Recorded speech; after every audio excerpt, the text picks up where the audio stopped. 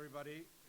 Welcome to the Jamestown Foundation's conference on the implications of the Russo-Ukrainian war for Taiwan. I'm Michael Kavoukjian. I'm a Jamestown board member, and it is my privilege to introduce our keynote speaker today, Senator Tom Cotton of Arkansas. I'm especially keen on listening to what Senator Cotton has to say today because he has been prescient on many issues throughout his career. To cite just one example, he was one of the first politicians to raise the alarm about how serious the COVID virus was and the duplicity of the Chinese government on that issue. As you may recall, he was pilloried as a conspiracy theorist for suggesting a possible connection between the virus and the Wuhan Virology Laboratory. As we know, a lab leak is now almost universally accepted as a plausible virus origin theory that bears serious investigation. Tom's been ahead of the curve on this and many other issues, not just because he's scary smart, which he is, but also because the breadth of his experience gives him unique insights into policy issues, especially in the realm of national security. For those unfamiliar with Tom's background, he was raised on his family's cattle farm in rural Arkansas. He then made his way to Harvard College, where he graduated magna cum laude, and then Harvard Law School. He somehow managed to graduate from both these institutions with his solid middle-class values and common sense intact. Now, I consider that to be his greatest achievement, actually, but he has done a few other things. Like most Harvard Law grads, Tom went to work for a big law firm after graduation. Unlike most Harvard Law grads, as the war on terror heated up, Tom felt compelled to join the fight and signed up for active duty in the United States Army. Now, that's rare enough for a Harvard Law grad, but rarer still when you learn that he didn't sign up for the JAG Corps. Instead, Tom volunteered for the infantry and served 2 tours in Afghanistan and Iraq, where he led his platoon on foot patrols in combat zones. This was especially gutsy, since at 6'5", he's a pretty big target. Fortunately for us, he finished those tours unscathed and returned home with a Bronze Star and an even stronger desire to serve our country.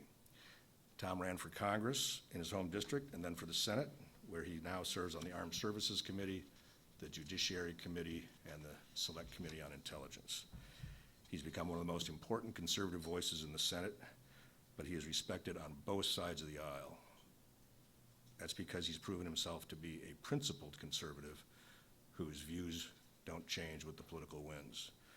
An example of this was his refusal to support Republican senators who wanted to challenge the certification of electoral college votes in the 2020 election. Tom thought that challenge was wrong, and he stuck to his guns despite the political pressure. Now, while we're on the subject of character, I have one last example to share before turning the podium over to Senator Cotton. It's a story he doesn't even know I'm aware of, but I'm going to tell it here because it says so much about him. I was a CIA operations officer many years ago, and I'm still in touch with my friends who are serving there still, and they're the source of this story. A few years ago, there was a memorial service for one of our officers who'd been killed overseas.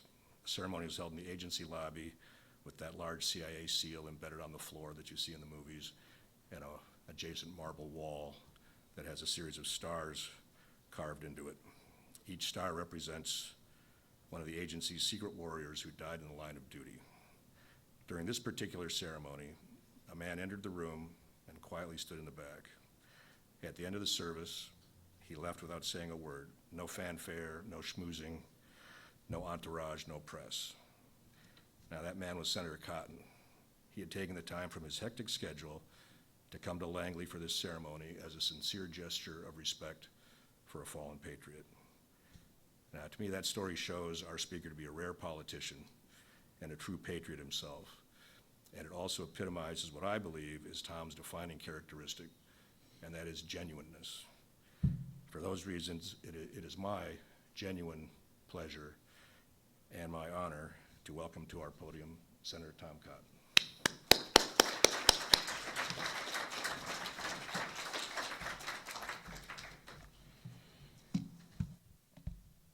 Michael, thank you very much for the kind introduction, and thank you for the invitation to speak today. I'd also like to thank Jamestown's chairman, Willem de Vogel, for organizing this event. It's good to be back with Jamestown. For nearly 4 decades, your organization has advocated a strong, assertive, and decisive American foreign policy. I can think of no better organization with which to discuss the pressing crisis in Ukraine and its implications for our strategy regarding Taiwan.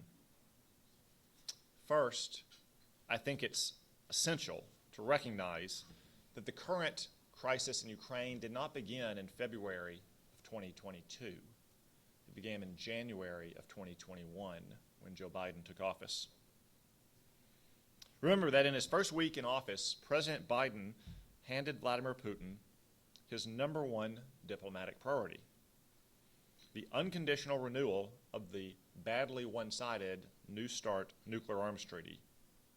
Far from satiating Putin, this early accommodation only whetted his appetite further. Sensing weakness, the Russian dictator massed tens of thousands of troops and tanks and munitions on the Ukrainian border in April of 2021. In response to this obvious pressure, the White House scrambled to schedule a summit in Geneva in June, a summit that would elevate Putin's international prestige once again and allow him to pretend that Russia was on equal footing with the United States of America. The troops may have left, but ominously, the vehicles and the weapons and the munitions largely did not. And then before the summit even began, President Biden gave Putin 2 further massive and unreciprocated concessions. First, the administration waived congressionally mandated sanctions on the Nord Stream 2 pipeline, despite President Volodymyr Zelensky's warnings that the pipeline would deepen Europe's addiction to Russian energy and empower Putin to attack Ukraine. Second, the administration also froze $100 million in military aid to Ukraine in anticipation of the summit. Putin thus entered the summit already in triumph, having been handed several of his top foreign policy objectives in the very first months of the Biden administration. He believed his power was ascendant, while his opposition on the continent was weak and disorganized. But ultimately, Ukraine's fate was probably not sealed in Europe or at a glitzy summit.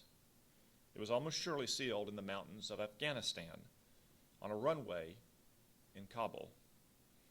In those terrible August days last year, a relatively small Taliban force routed a military armed and trained by the West and captured Kabul without even a fight, while Afghanistan's president fled the country. Desperate crowds thronged the airport. Hundreds of Americans were trapped behind Taliban lines, and ISIS suicide bombers tragically exploited the chaos and killed 13 brave Americans and hundreds more Afghans. During this defeat with dishonor, Putin was watching. If America could be humiliated by a band of 7th century savages, it was in no state to help Ukraine resist the full might of the Russian military, is the certain conclusion that Putin drew. We know this in part because those troops began returning to Ukraine's border just weeks later. Precedents are important in foreign policy. Indeed, establishing effective precedents is essential to our credibility and our ability to deter adversaries.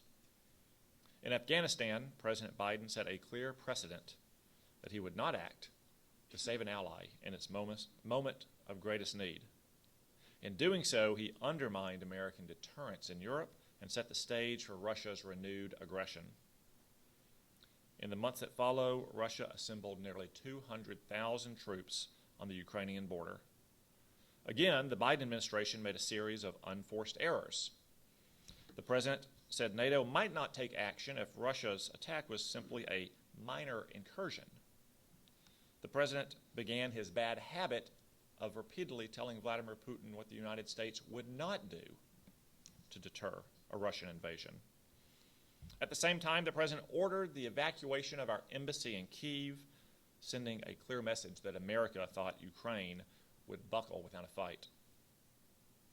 For Vladimir Putin, all the lights were flashing green, and he went for the jugular, sending air assault forces, armored columns, and teams of assassins to seize Kyiv and decapitate its government in one fell swoop. To his credit, President Zelensky rejected President Biden's offer of evacuation. He stayed and fought, and so did his people. The uncommon valor of the Ukrainian patriots resulted in the greatest embarrassment for the Russian military in a generation. Russia's wild thrust towards Kyiv was repulsed. More than 10,000 Russian soldiers are now dead, and a Russian flagship lies at the bottom of the Black Sea. The war that was supposed to be over in a few days and result in Ukraine's total conquest has now transitioned into a war of attrition in the east. Not only that, NATO is mostly united and growing, as Sweden and Finland have applied to join the alliance as a result of Putin's aggression. The war that was supposed to demonstrate Russia's might has instead magnified its vulnerabilities. Of course, these facts are cold comfort to Ukraine. Russia's battlefield setbacks and Ukraine's surprising fortitude should not be allowed to hide the string of failures that led us to this point in the first place. The true measure of a successful foreign policy isn't stalemate or even victory on the battlefield. It's the successful deterrence of conflict. By this measure, the Biden administration has undeniably failed.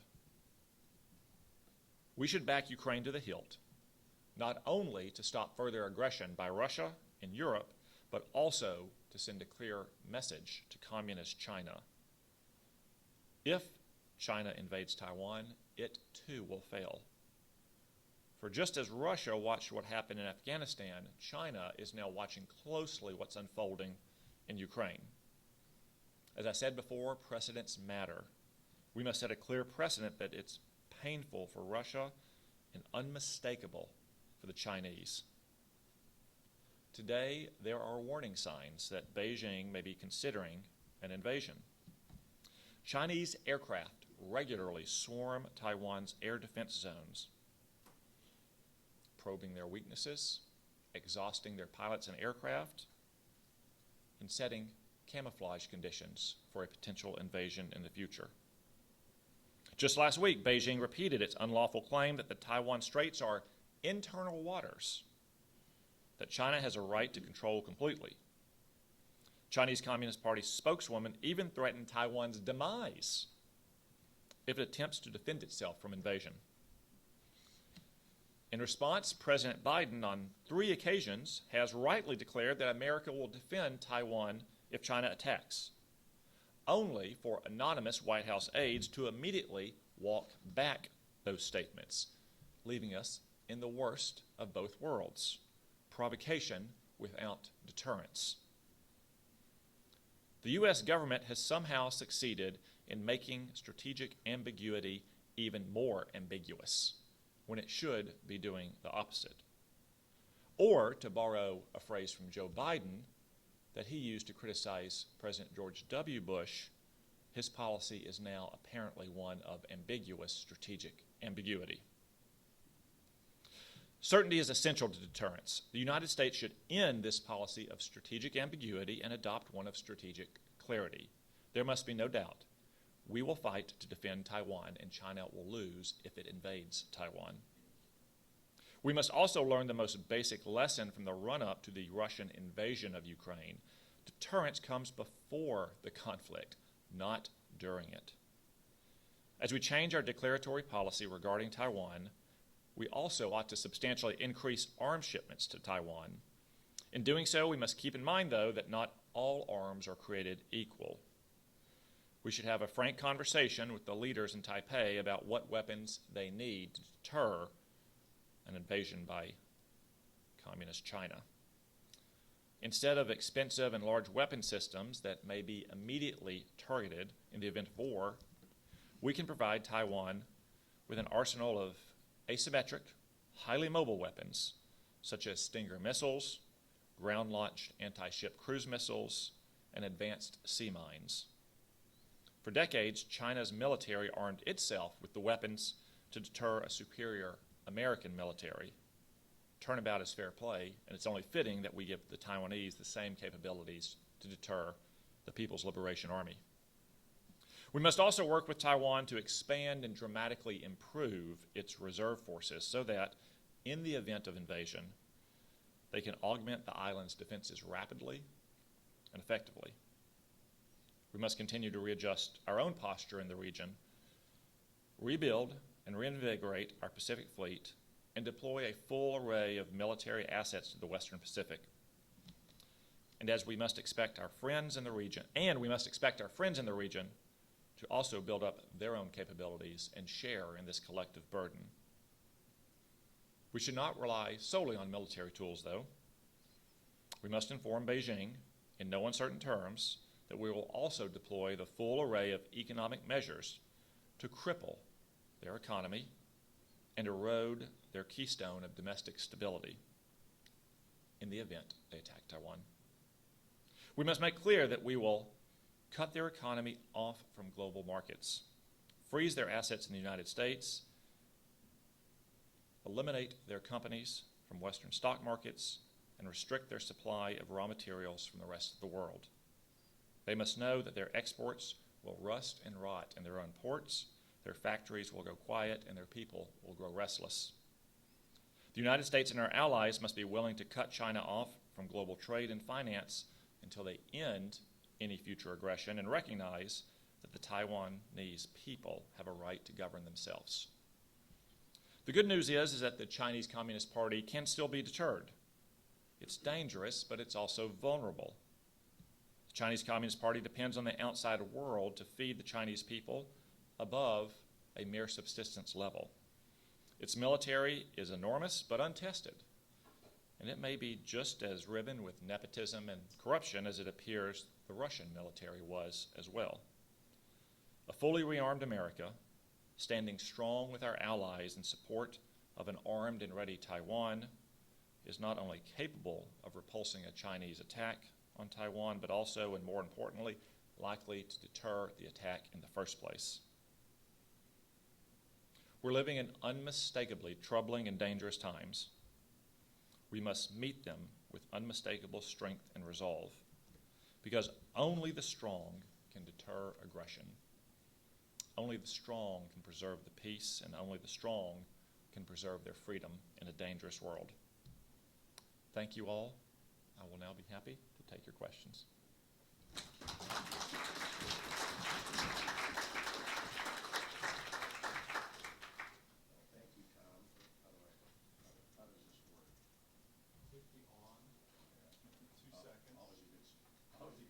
Click the on.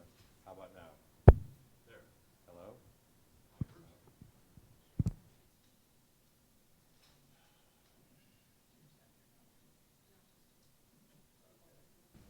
Picture comes on too.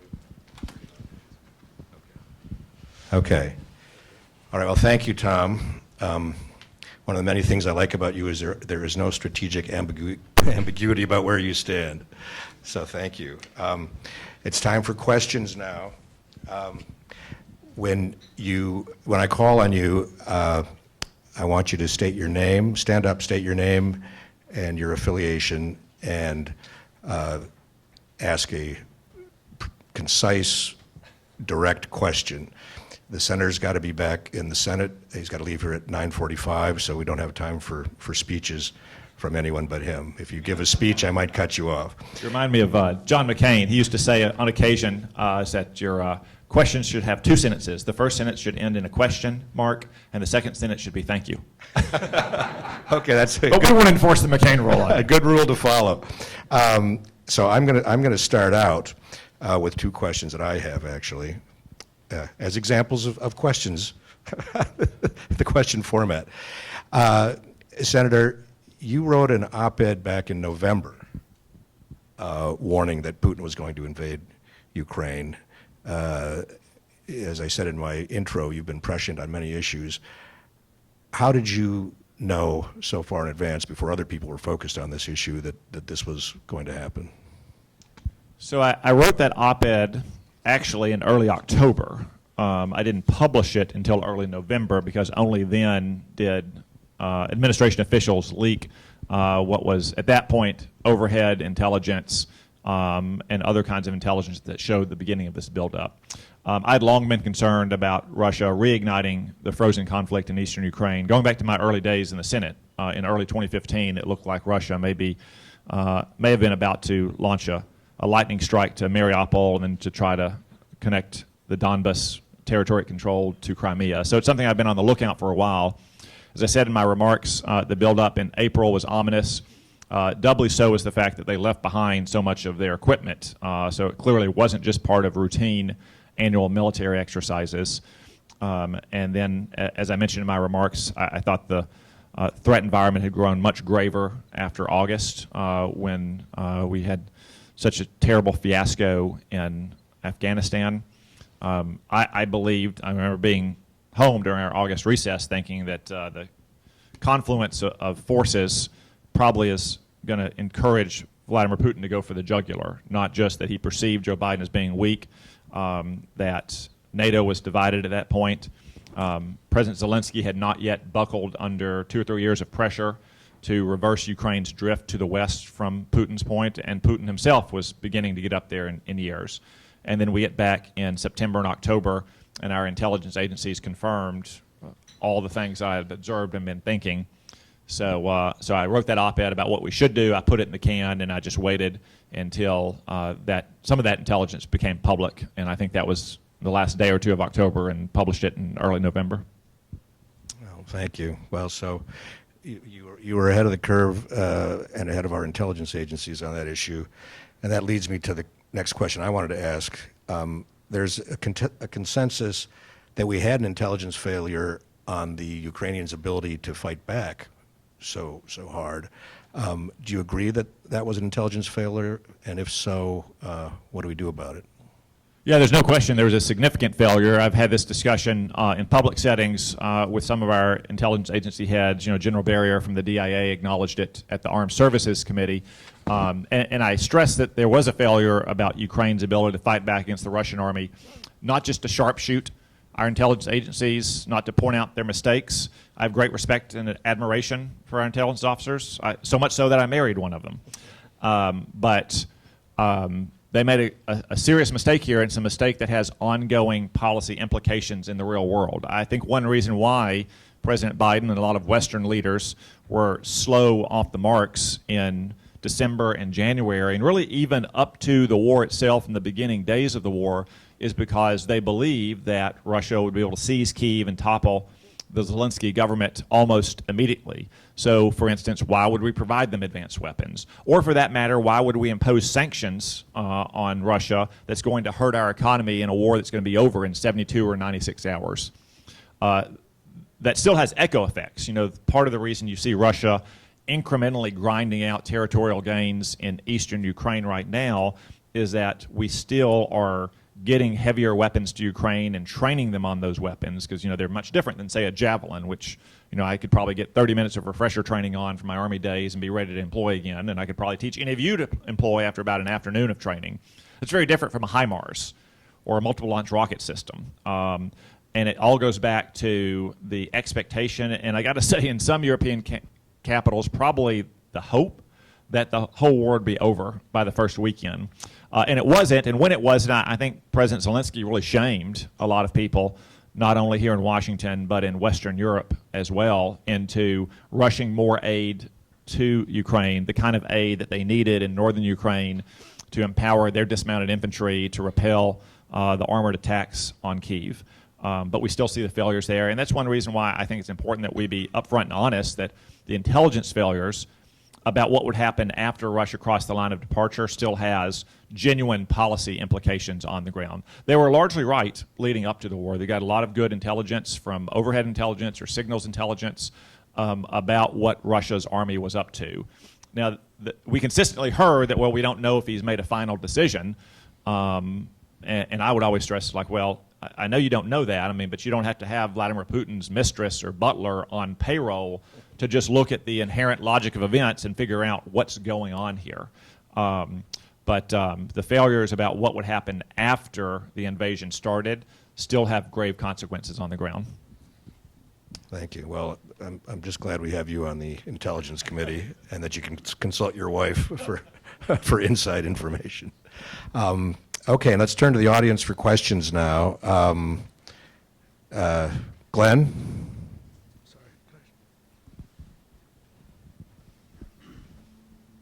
Thank you. Testing, 1, 2, 3. Yeah, got it. Glenn Howard, President, Jamestown Foundation, and thank you. It's a great honor to have you here today.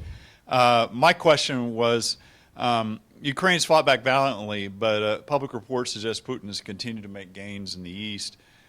Can you help us understand kind of further, a little bit more about the classified intelligence from the armed services and intelligence committees, and without really kind of revealing anything, what do you think the American people are missing the most about this conflict? Well, I won't reveal any classified intelligence about this because I don't think there really is notable classified intelligence, not what I've seen anyway, about what's happening in eastern Ukraine. There's good reporting in public media. There's good work done here in Washington by many think tanks, including your own, about what's happening. Russia is making gradual incremental gains in eastern Ukraine. Russia is still plagued by severe problems, whether it's supply lines on ground lines of communication, its morale among its frontline troops, poor leadership, poorly coordinated fires. But right now they are still outranging and outgunning Ukraine's army. Now, hopefully that's going to gradually start changing as more of these long-range weapon systems get to Ukraine. But again, it gets back to the slow start that we had. I do think there's a chance if Russia can achieve some kind of coherent front line in the Donbas that they may try to declare a pause and see what happens in Western capitals, especially in Berlin and Paris and Rome. That's what Vladimir Putin has probably been counting on from the beginning. Even after his military plans went awry in north of Kyiv, he's probably always been counting on the fact that if he gets to a point where there's an operational pause, that the West will put enough pressure on Zelensky and the Ukrainian government to accept unfavorable terms and have some kind of ceasefire or armistice that allows Putin to start consolidating territory and rebuilding combat power. And in keeping with the theme of your conference, it is vital that we not let that happen, not just for what it teaches Vladimir Putin, but what it teaches Xi Jinping. You know, supposedly, Zhou Enlai told Henry Kissinger when asked about the impact of the French Revolution on the modern world, it's too soon to tell. And if it's too soon to tell, it's too soon to tell what the impact of the French Revolution is on the modern world 180 years later. It's much too soon to tell what the impact of the war in Ukraine is in Beijing's thinking 4 months later. And if, in fact, you see the German government and the French government, the Italian government, and the EU leadership beginning to put pressure on Ukraine's government, beginning to slow the delivery of new munitions or new weapons, and Ukraine begins to feel the pressure of accepting unacceptable terms, I think that will simply confirm what Vladimir Putin thinks about Western leaders, and it'll probably confirm what Xi Jinping thinks about them, which is, you know, they're on the other side of the world. They have no cultural or linguistic ties to Taiwan. They're desperate for access to my market, and they have a lot of companies already operating in my market. There's no way they would do to me what they just tried to do to Russia, and if they did, they would they'd taper off much faster than just 4 or 5 or 6 months. So that's why I think it's so important that we not try to put pressure on Ukraine to take unacceptable terms for a ceasefire, an armistice, or any kind of peace settlement. Okay. I'm going to call on General Stilwell, who came all the way from Hawaii. So I think he deserves a question. Michael, thank you. Senator Cotton, thanks for making the time, and really appreciate those clear words and strategic thoughts. You mentioned the impacts of what's going on in Ukraine on Beijing and Taiwan thinking. With that being said, you mentioned examples of more we can do, but can you maybe add on to your thoughts on what we can do to deter Beijing and what Taiwan can do as well?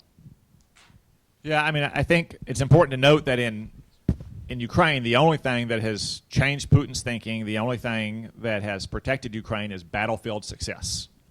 You know, you can light up your buildings with the Ukrainian color all you want. You can have hashtags. You can give tough speeches. You can even impose economic sanctions. But the only thing that has changed Vladimir Putin's thinking is battlefield success. The only thing that might have changed his thinking in advance of that invasion was enough weapons in Ukraine to think that his army wasn't going to be able to execute this mission. Now, one positive implication, to again get back to your conference title, is that Xi Jinping is surely thinking that maybe his PLA is also kind of a hollow force in the same way that the Russian army proved to be, whether it's the general staff lying to the boss or the general staff itself deluded and confused about its own capabilities. The clearest way to continue to complicate his planning is, one, as I mentioned, to change our posture, our declaratory policy, to one that says we would come to Taiwan's aid. But second, if we do that, we also have to augment our defenses and augment Taiwan's defenses. One thing I mentioned, again, it doesn't take a lot of expensive hardware, don't have to worry about supply chain bottlenecks, is helping Taiwan develop the kind of ready, skilled reserve force that countries like Israel and Finland, also small countries, also in tough neighborhoods, have had for a long time. They need to improve their reserve force quite a bit. They also need to augment their own military defense, as I said, with asymmetric weapons. You know, there's a saying back in the New Deal time in this country that we're going to have a chicken in every pot. In Taiwan, they should probably have a stinger in every attic. That there should be no question that Taiwan is a much bigger bite than the PLA is able to chew. And we can do all those things. Some of that's going to require more military-to-military contact that this administration is allergic to, that frankly most administrations except the last one was not willing to undertake, but I think we need to undertake that. So it has to be a combination, in my opinion, of clear, strong policy up front, backed up by military force. Everything else, like I said, the hashtags, the speeches, movie stars visiting, it's all fine, it doesn't hurt, but it's not going to deter an aggressive dictator if he thinks that he can achieve success in the battlefield. Okay, let's we'll go to the back.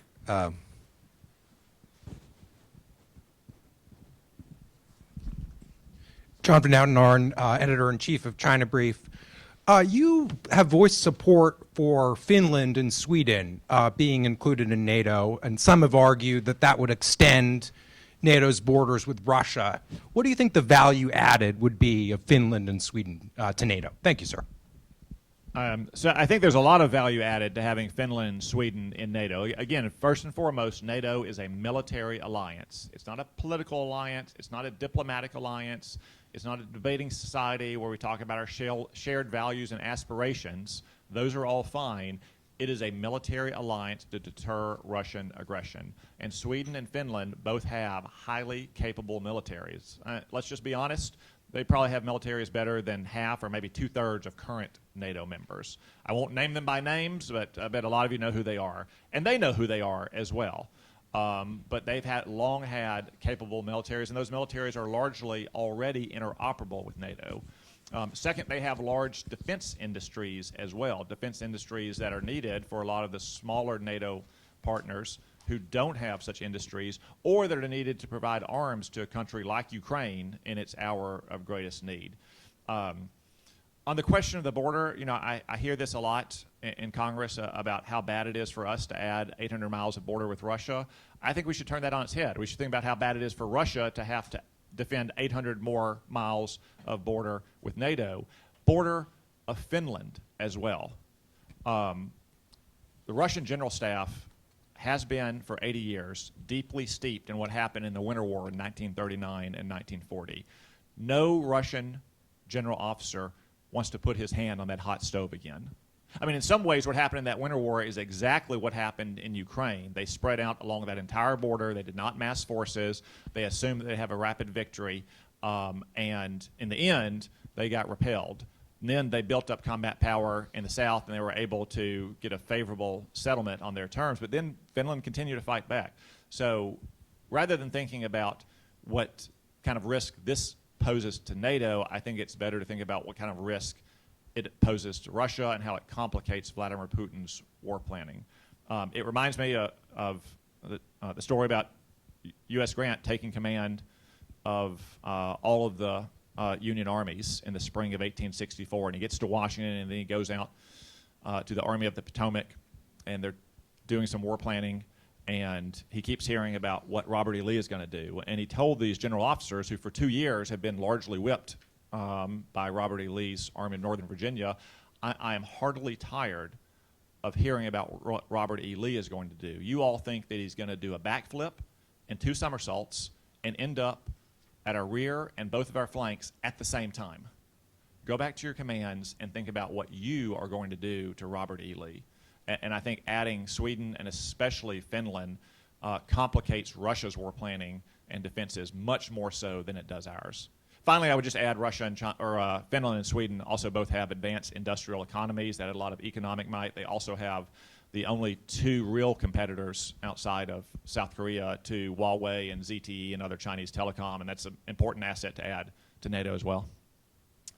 Okay, there was someone over there that had his hand up earlier, but okay. Gentleman in the back. Thank you. Mamuka Kudava, I'm business consultant from the country of Georgia. Thank you, Senator, for everything you've been doing for almost 7-8 years for ex-Soviet countries, including Ukraine, Georgia, and others. My question is about that. As the war protracts and the Western capitals starting to have a fatigue, that can be seen in certain statements in EU and here as well. What should be done by people like you, representatives, senators, administration, to make sure that the aid to countries like Ukraine is always there and is increasing? Because we saw Kissinger talking about some kind of compromise Ukraine should be doing vis-a-vis Russia, etc. So how you view the future and aid packages as well coming from Western capitals? Thanks. Well, I think Washington really provides the linchpin here. If Washington continues to support Ukraine, we will fortify the strongest members of NATO. That's London and Warsaw and the Baltic nations, probably soon to be Helsinki as well. And it'll have the effect of minimizing the voices of accommodation and conciliation that you hear out of other NATO countries like France and Germany and Italy.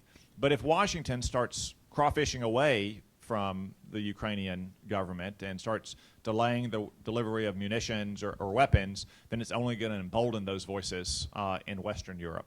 I will say that NATO and the EU need to do a little bit more of carrying the load in both money and weapons. The Congress cannot continue to vote on $40 billion aid packages every quarter. I mean, the EU is a larger economy than the United States when it's all combined. This is in their backyard. They have to care about it just as much as we do. And second, we cannot continue to be the main arms supplier. Sure, there are certain weapons that we can supply and that only we can supply, but many of these countries, like France or Italy, Sweden, and Finland soon, also have their own advanced defense industries. They need to provide as many weapons as we are because we're not going to rely on their munition stockpiles to deter China and the Western Pacific. They're going to rely on ours, and we have to make sure that our stockpiles and what we keep in the Western Pacific with our treaty allies there, what we have in reserve to deter Taiwan, is sufficient. That's why we have to depend on European NATO to carry more of its share of the load. I think they will, as long as Washington is working in concert with those NATO allies who stand most strongly against Russia's war on Ukraine. I think we have time for one or two more. This gentleman here.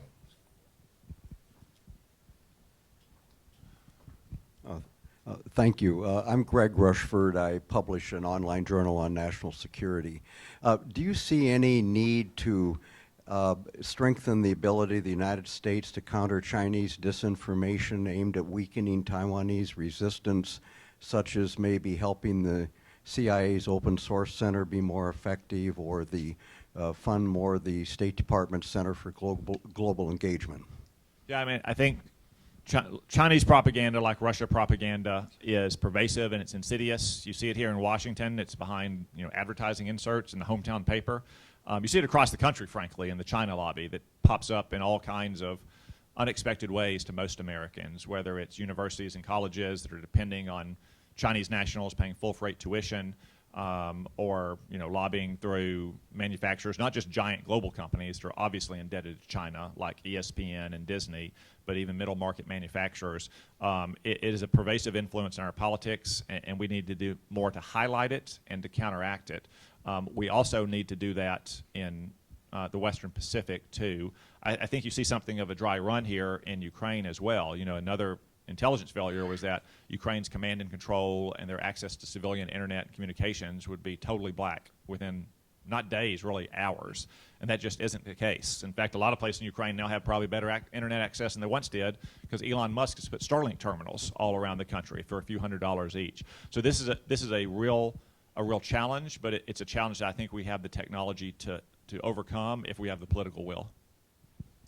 Do we have time for another one, Tom? Okay, one more. Why don't we get one of the ladies this time? Right there. Well, thank you. My name is Maria Kauka, and I'm from the Embassy of Finland here in DC. So thank you, Senator, for speaking in support of our NATO membership. And I'm very happy to continue the discussion what kind of added value Finland and Sweden would bring to NATO. But given that we're hopefully soon to become members of NATO, I would be interested in hearing your views. How do you vision the future of NATO vis-a-vis the Indo-Pacific region and China especially? Thank you. Well, NATO is a North Atlantic military alliance. That was its origin. That's always been its main responsibility. Frankly, I think if they had spent a little more time focusing on the North Atlantic and especially the Russian threat over the last 20 years rather than trying to find new rationales for their ongoing existence, we might have been in a better posture towards Russia and Ukraine. I think Russia's invasion of Ukraine probably serves as a reminder that while we need European help in any potential conflict with China, we need them to help fight back against China's economic campaign of aggression against the West. As a military matter, the Western Pacific is primarily going to be the United States and South Korea and Japan and Australia. Again, not to say that the European contribution there is going to be minimal, but the NATO organization is primarily a North Atlantic organization designed to prevent Russian aggression. And that's what again, now that so many people seem to have been woken from their slumber that this is kind of aggression is a reality in the modern world, that they need to focus on continuing to deter that aggression in the future. Okay, well, Tom, I can't thank you enough for coming here to be with us today. You're clearly one of the most learned and deepest thinkers on this and many other issues. And your historical perspective, I think, is really unique among our lawmakers and probably one of the reasons you've been ahead of the curve on so many things. If you folks liked what you heard today, I would urge you to look in the bookstores on November 15th for the Senator's upcoming book. He didn't ask me to make this plug, but I'm doing it. It's actually available for pre-order right now if you want me to plug it.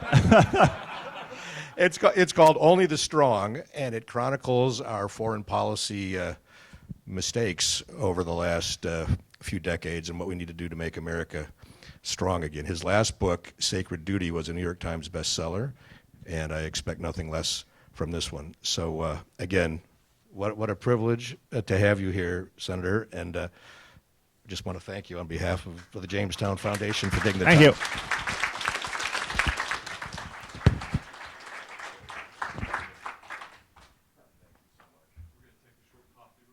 Oh, yes, we'll reconvene here at 10:15. So enjoy some drinks and food.